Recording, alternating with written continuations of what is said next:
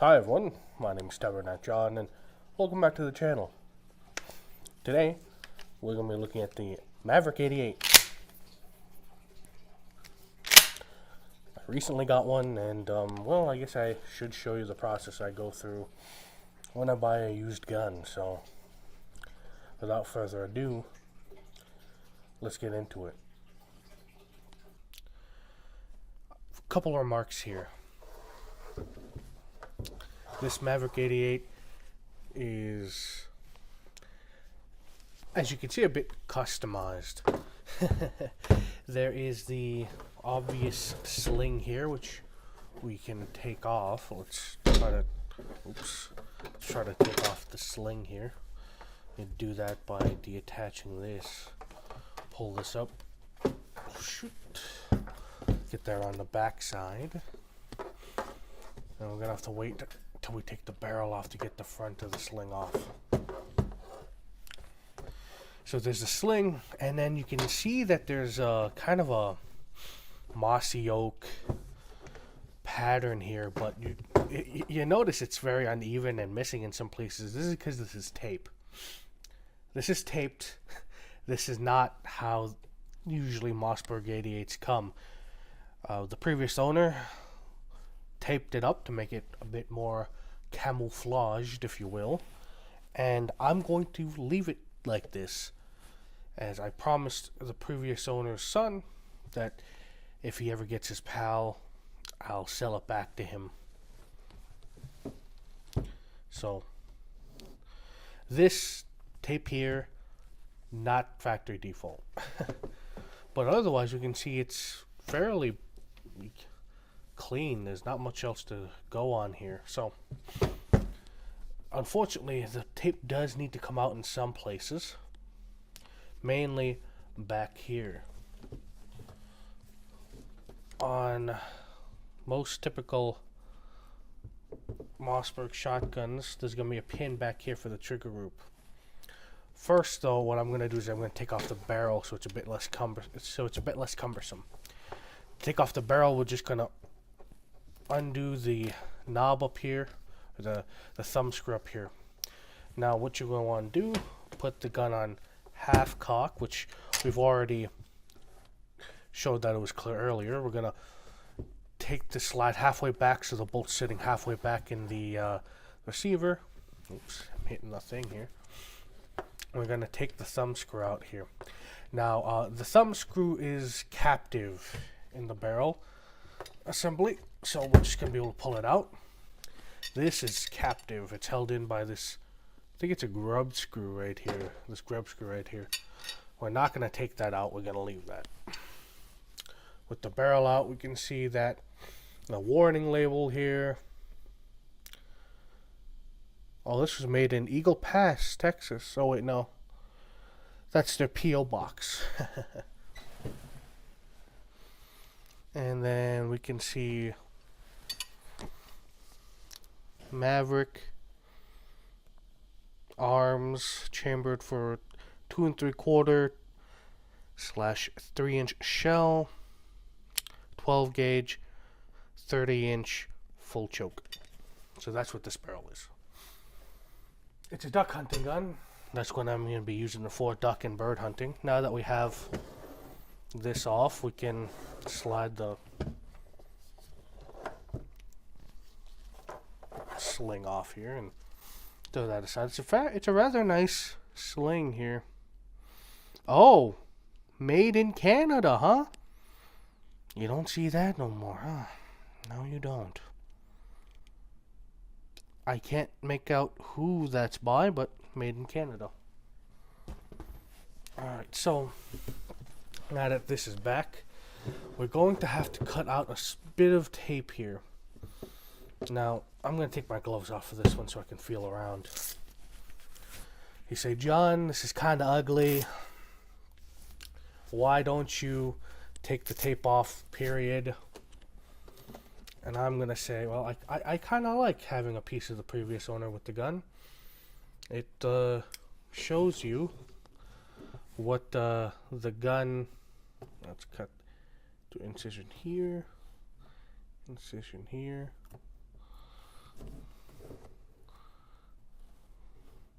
And we can kind of just jiggle this out.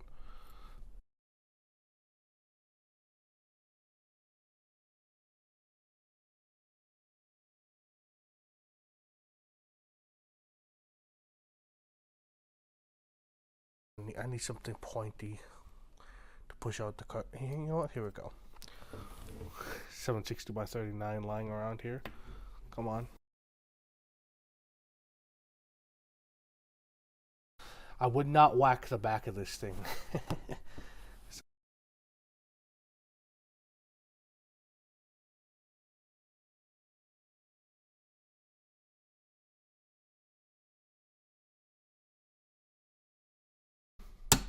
Very nice history to them.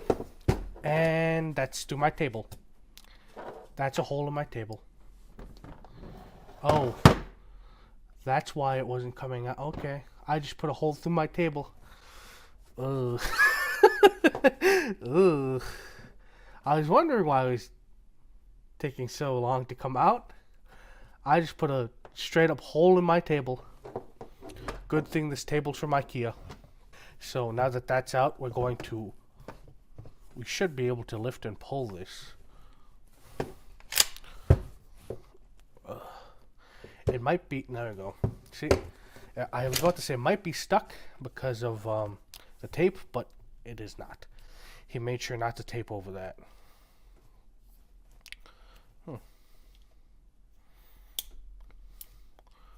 There we go. Here we see the complete trigger group. Now, the Mossberg, so the Maverick 88s, these are obviously going to be plastic. On the 590s, they are also plastic. It is only the 590A1 where they are not plastic, so this is going to be almost entirely, except for the pins, of course, plastic. Alright, let's get our gloves back on here. Don't want to get my soft little soft little boy hands cut up. So now that that is out, we can see the lifter and all that. We can squeeze the lifter here. Hey everyone, sorry, Tabernac John here in post. To take the lifter out, you have to take the locking plate and the bolt out. And then the shell retention arms, they should just fall out. But the lifter goes last. And for the shell retention arms to fall out, you actually need to pull the pump forward. It's going to take some force, but you should see that happen in like 3, 2, 1. Good job, idiot. One of the shell retention arms fell out. Let's see if we can make the other one get out there. Yeah, it actually takes me a couple minutes to figure out how to get the other one out. And again, you got to pull the pump forward and the lifter will go up, and then the retention arm will be able to fall out. You'll see that right about here. There we go. There's the second arm out. Now you should be able to get this out.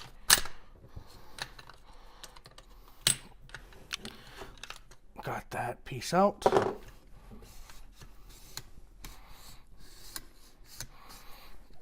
Should be able to get the lifter out here. Looks like we're not getting the lifter out here. And should be able to get that out here. I really hope you guys all got that on shot. Yeah. Yeah, okay. So the I was misremembering the order of operations a bit here. It was shell retention, then the I'm gonna call this locking plate, which has some.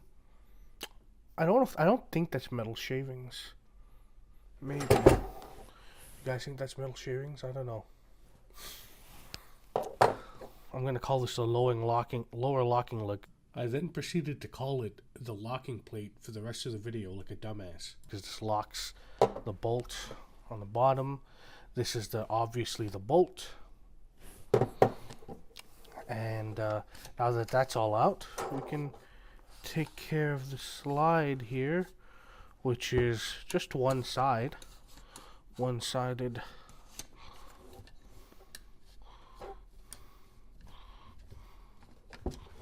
Which you should be able to.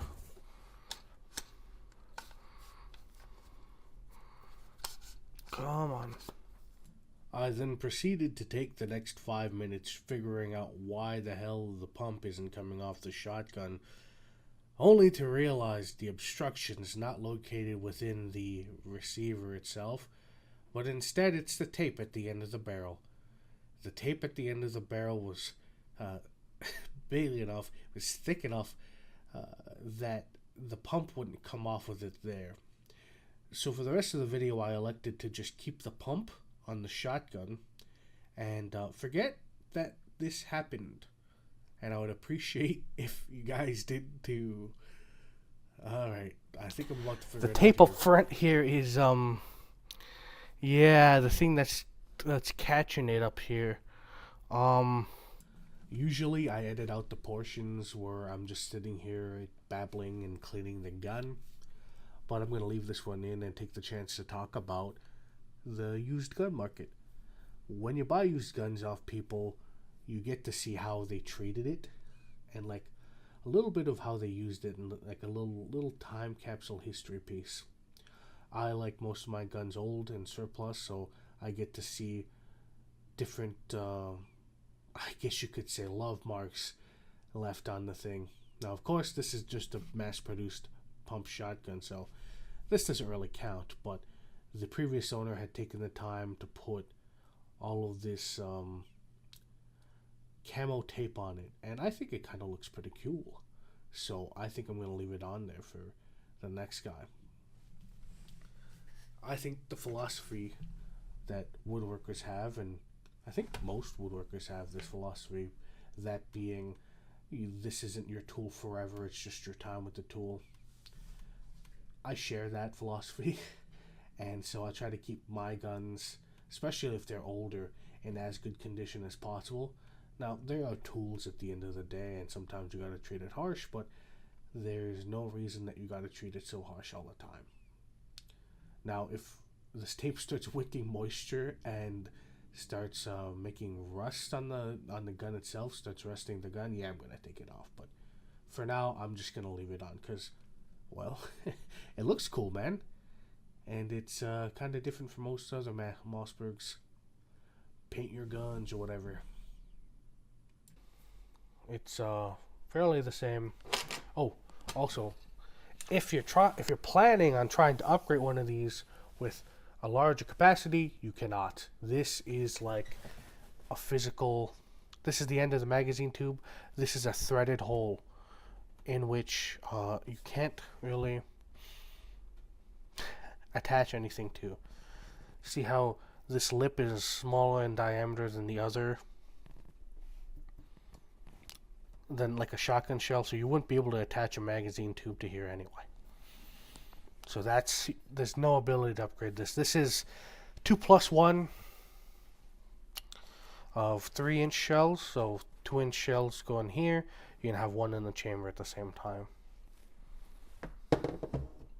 So there you go. I think so far so good.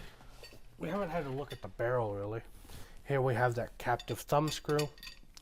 On the 590s, it'll be more like a tube cap, and it won't be captive, and it'll have a nice little ball detent thing. Here we have our full choke barrel, or full choke 30-inch barrel. There we go. And if I turn her around here, here's the lug that mounts into the barrel. The locking lug up here goes into the barrel like that.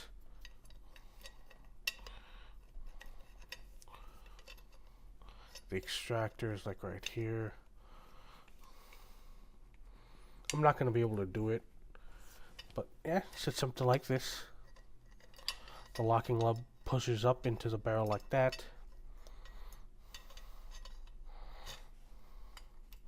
Something like this, yep. That's why this receiver can be so light and I think an aluminum alloy. I don't know actually, because the barrel is the thing taking all the pressure here.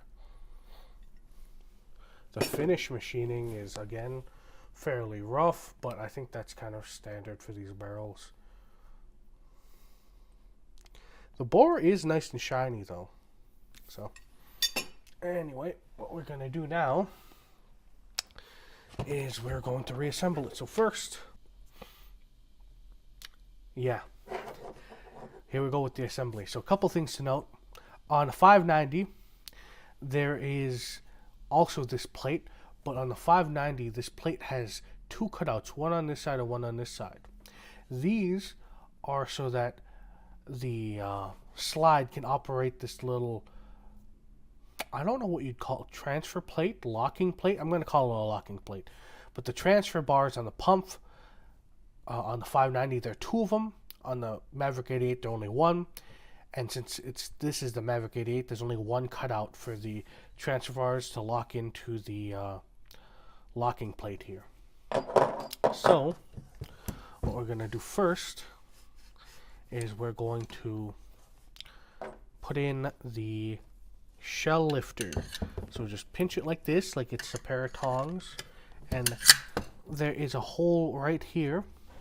Don't know if you can see that right there. There's a hole right there, and there's a matching hole on the other side. What we want to do is want to get these pegs into that hole. So there we go. That was much easier this time. Okay, so now that that's in, we can make sure that the lifter rises and lowers easily. There's the metal part here. This side of the lifter should be sticking up.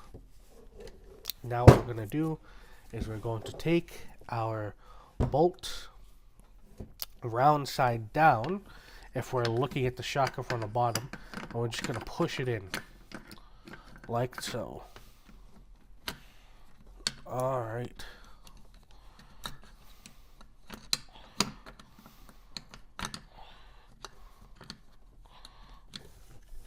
Just push it in like so. There we go. We're going to push it all the way to the back so that the top locking lug spring is compressed.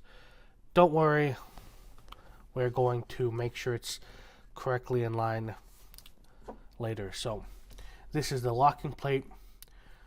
The raised side has a triangular trapezoid shape.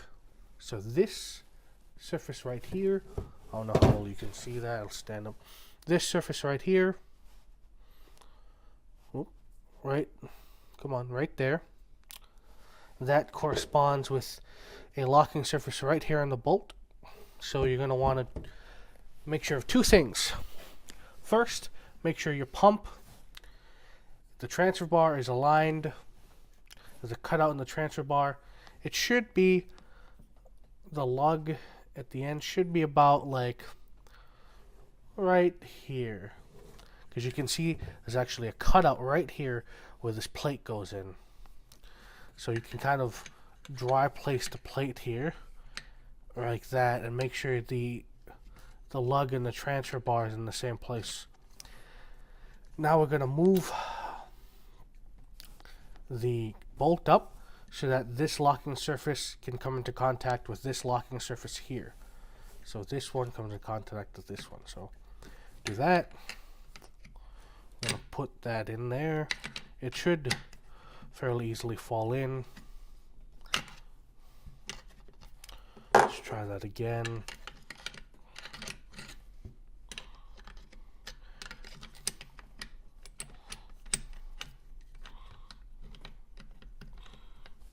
Okay, so now we can see the transfer bar is locked into the surface on the locking plate, and the locking plate is locked into the bolt. So when I disconnected them. So if I do this, there we go, and move it back and forth. Now usually this and the shock and retention clips are applying downward force. since they're not doing that right now, I have to do that with my finger, but this is what it should look, this is what it should do when you pump forward and backwards. And I just took it out again. Don't worry if the transfer bar lug comes out of the locking plate hole.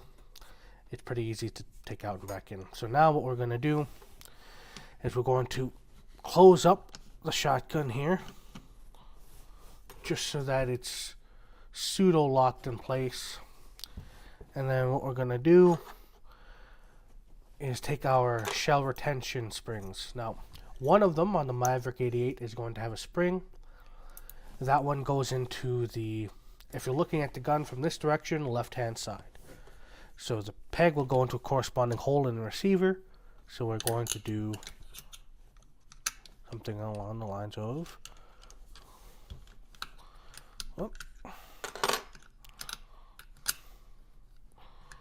that. Once it's in, it should be flush with the side of the receiver. And then we're going to do the same thing with this side. This side's going to be a bit trickier since there's no locking lug to center it, but you just kind of put it in and it will snap into place.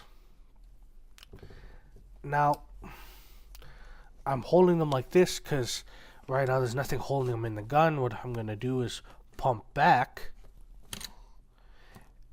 so that the lifter comes up, and now these two are securely put into place here.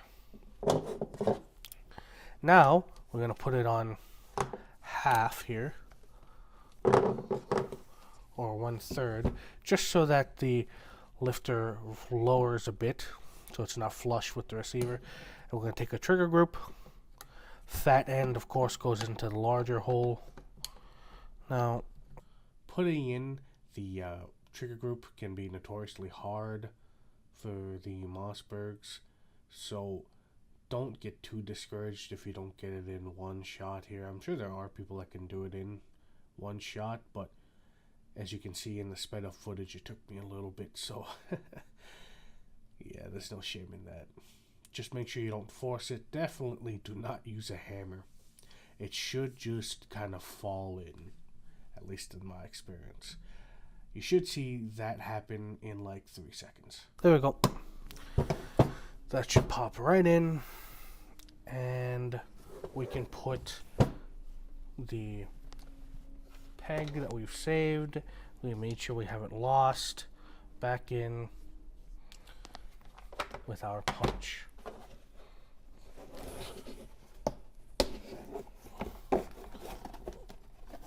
Come on. So we can punch that back in. Please don't laugh at my crooked punch. There we go. That's back in.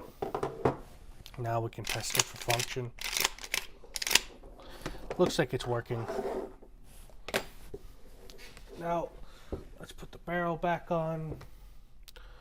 I'm going to remount the sling too. So, the front end of the sling goes like this. Back end of the sling goes over the back, which I'll do up after. But the barrel will slide into the receiver just like this.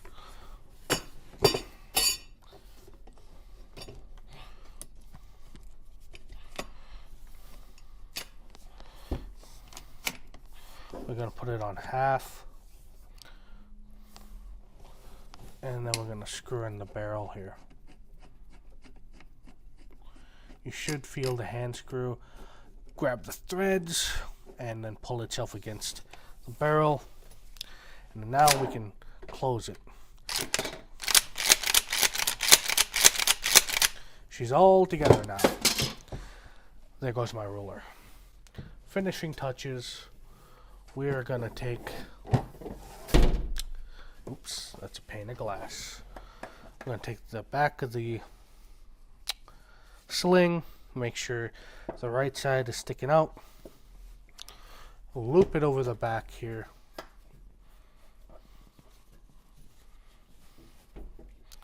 And now we have our sling attached.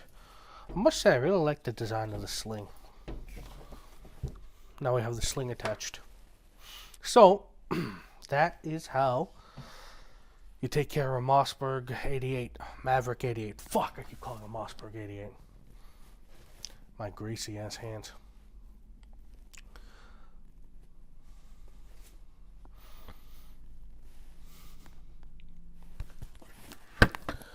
Yeah, see, I told you it was going to get dark.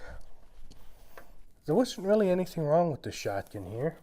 She's very nice. She's a real beauty. Real steel for 200 bucks, I think. Hope you enjoyed. Hopefully, this was a an explanatory video for you. Helped you take down your Maverick 88. And, yeah. So, bye.